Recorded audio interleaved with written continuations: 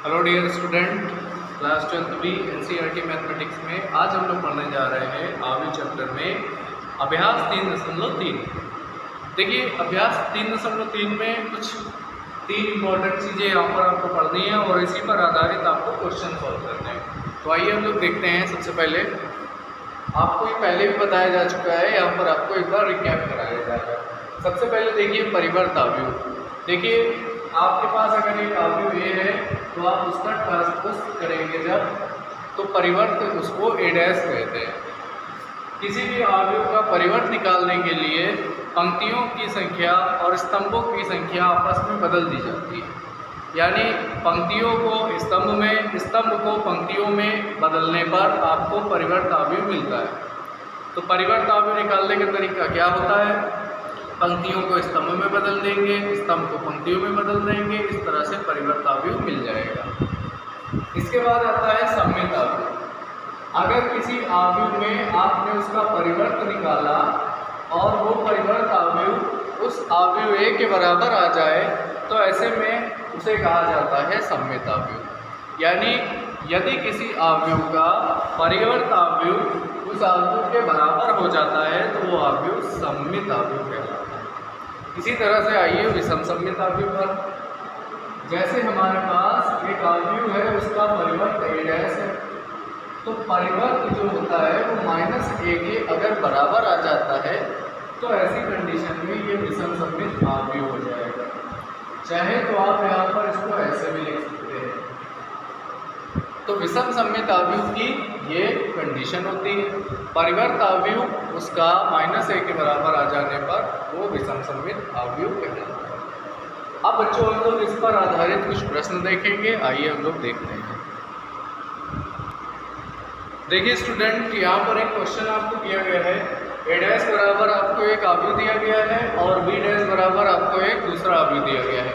इसके बाद सवाल में ये कहा गया है कि सत्यापित कीजिए a प्लस बी का होल डैश बराबर ए डैश प्लस बी डैश, और इसी तरह a माइनस बी का होल डैश बराबर ए डैश माइनस बी डैश।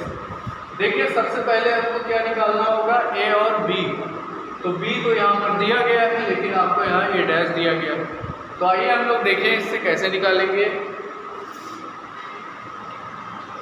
सबसे पहले आप लिखेंगे ए डैश का मान। ए डैश आपको कितना दिया गया है? देखिए 3 -1 0 4 2 1। ए डैश की सहायता से आप इसका पुनः परिवर्त कर लें, यानी ए डैश का फिर से आप परिवर्त निकाल लें। तो अब आप जब इसका दोबारा परिवर्त निकालेंगे तो ये पंक्ति स्तंभ में बदल जाएगी, पंक्तियाँ स्तंभ में बदल जाएंगी। 3 और 4 को आपको ऐसे लिखना होगा -1 2 0 और 1। ये आपका परिवर्त आव्यूह आ गया। इसके बाद बच्चों आप लोग जानते हैं कि a और a डैश, जब a डैश का हम दोबारा परिवर्त निकालते हैं यही क्या बन जाता है? a बन जाता है। तो इससे हमें मालूम चला कि ये मान a के बराबर आ जाएगा, यानी 3 4 -1 2 0 और 1। ये आ गया तुम्हारा a। तो ये है a, और आपको यहाँ पर देखो प्रश्न में आपको b भी दिया गया है। तो अब बारी आती है a प्लस b निकालने की। तो सबसे पहले तो a आपने देखा क्या आया है? 3 -1 0 4 2 1। इसके बाद प्लस, इसके बाद b निकालेंगे आप लोग। देखिए b क्या है? b का मान आपको सवाल में दिया गया है -1 2 1 1 2 और 3। ये आपको दिया गया है b का मान। इन दोनों का आपको योग करना होगा, यानी दोनों को अब आपको जोड़ देना होगा। तो आइए हम लोग इसको जोड़ दें। देखिए, इसको जोड़ने से आपके पास क्या मिलेगा? 3 और -1 को जब जोड़ते हैं तो आपको 2 मिलेगा। -1 और 2 को जोड़ेंगे तो आपको 1 मिल जाएगा। 0 और 1 को जोड़ने से 1 मिल जाएगा। ये यहाँ से आपके पास आ जाएगा। इसके बाद 4 और 1 को जोड़ दीजिए, 5 आ जाएगा। 2 और 2 जोड़ 4 आ जाएगा, 1 और 3 को जोड़ देने से 4 आ जाएगा। अब आपको क्या करना होगा, a प्लस बी का परिवर्त निकालेंगे, यानी आपको निकालना है a प्लस बी का परिवर्त।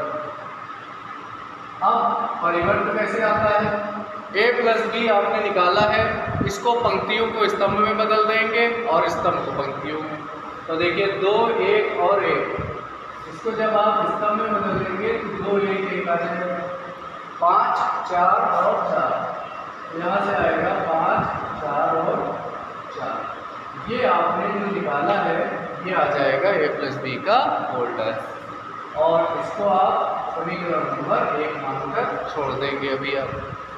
अब आते हैं बेटा इसके बाएं पक्ष की तरफ। बाएं पक्ष हम निकाल चुके हैं, दाएं पक्ष की तरफ उसके लिए आपको a डैश और b डैश का मान चाहिए होगा। तो सबसे पहले बेटा यहाँ पर देखिए a dash plus b dash. देखिए a डैश कहाँ है, a डैश तो आपको प्रश्न में दिया गया है 3 -1 0 4 2 और 1, इसके बाद प्लस बेटा b जो है उससे b डैश निकाल लो, ये b है, इससे आप b डैश निकाल लीजिए।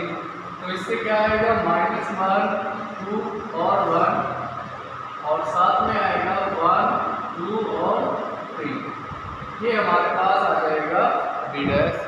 अब दोनों को आप जोड़ दीजिए, तो दोनों को जोड़ने से क्या मिलेगा, देखिए 3 में 1 गया 2 बचा, 4 में 1 जोड़ेंगे 5 आ जाएगा, -1 में जब 2 जोड़ेंगे तो 1 आ जाएगा, 2 और 2 का जोड़ 4 आ जाएगा। देखिए 0 और 1 को जोड़ने से 1 आएगा, 1 और 3 को जोड़ने से 4 आ जाएगा।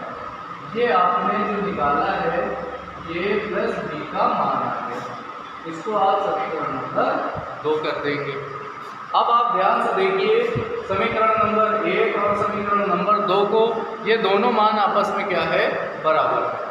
तो आपको यहाँ पर क्या लिखना होगा, समीकरण 1 व 2 से जब आप 1 और 2 को ध्यान से देखेंगे तो यहाँ से ये सिद्ध होगा कि a प्लस बी का होल डैश बराबर हो जाता है a dash plus b dash. ये हमारे पास आ जाएगा, यही हमारा आंसर होगा। बेटा इसी तरह से इसका ये जो दूसरा वाला भाग है यानी घटाने वाला भाग है, इसको आप लोग करेंगे जैसे हमने यहाँ जोड़ा था, आप इसको घटाकर करेंगे। इसको आप लोग अपने आप ट्राई करिएगा। अगला प्रश्न देखिए। देखिए स्टूडेंट, अगला प्रश्न हमारे पास a बराबर आपको एक मैट्रिक्स दिया गया है और आपको इसको सत्यापित करके दिखाना है कि a डैश बराबर a होगा।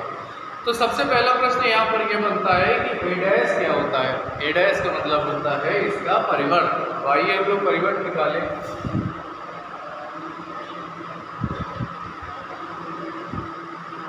आप इसका परिवर्त निकालेंगे, सबसे पहले तो आप ये लिख दीजिए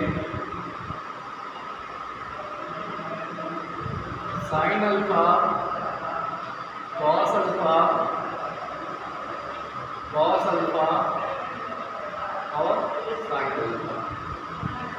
अब आप इसका परिवर्त निकाल लीजिए। a डैश बराबर, पंक्ति को स्तंभ में बदल दीजिए, पंक्तियों को स्तंभ में बदल देंगे जब, तो साइन अल्फा, ये कॉस अल्फा इसके साथ नीचे आ जाएगा, यहाँ से माइनस का कॉस अल्फा और इसके साथ में साइन अल्फा, ये आपके पास आ गया मान। अब आपको a डैश और a का मल्टीप्लाई करना होगा। तो a डैश में a का मल्टीप्लाई आप करा दीजिए। सबसे पहले तो a डैश लिख देंगे साइन अल्फा कॉस अल्फा और साथ में साइन अल्फा। ये आपने a डैश और a का मल्टीप्लाई कराना है, तो आपने a डैश और a लिख दीजिए। Sine alpha cos alpha minus का कॉस अल्फा और साथ में साइन अल्फा।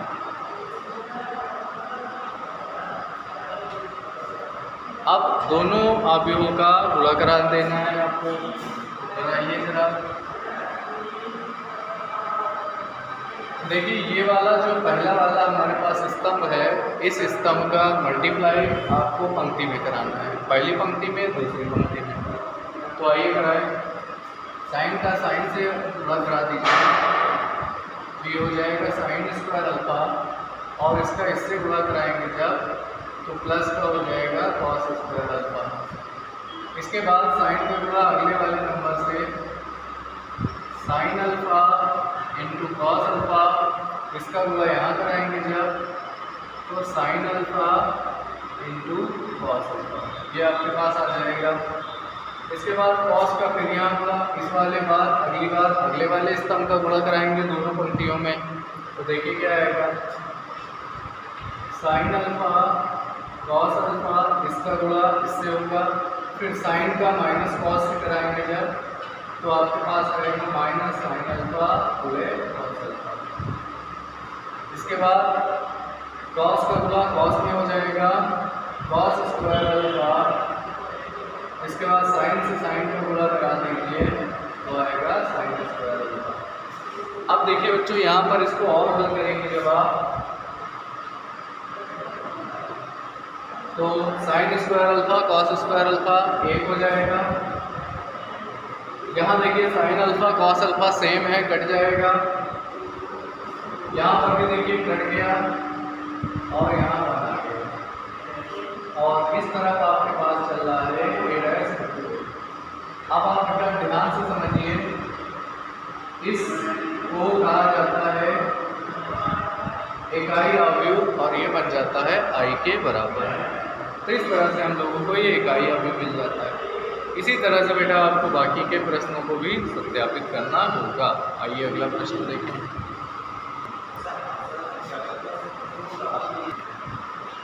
देखिए बेटा अब यहाँ पर हमारे पास अगला जो प्रश्न है, प्रश्न नंबर 10, उसके लिए यहाँ पर आपको एक प्रमेय बताई जा रही है। आप लोग इसको ध्यान से समझिएगा। इसमें दिया गया है किसी वर्ग अवयव को एक सममित अवयव और एक विषम सममित अवयव के योग के रूप में व्यक्त किया जा सकता है।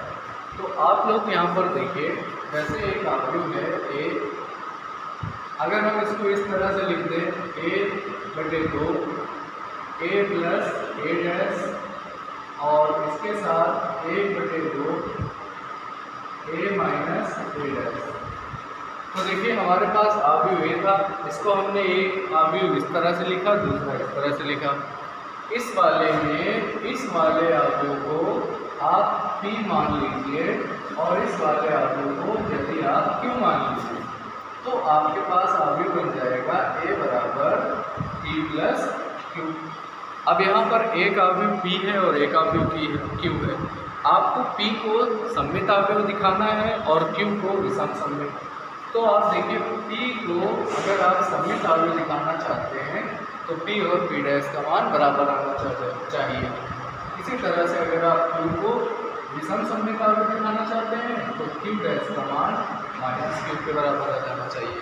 तो इस तरह से अगर आपके पास कोई अवयव दिया हो तो आप उसको दो अवयवों के रूप में लिख दीजिए। सबसे पहले अवयव को p मानिए, दूसरे अवयव को q मान लीजिए, और फिर p वाले का p डैश निकाल के देखिए, q वाले का q डैश निकाल के देखिए।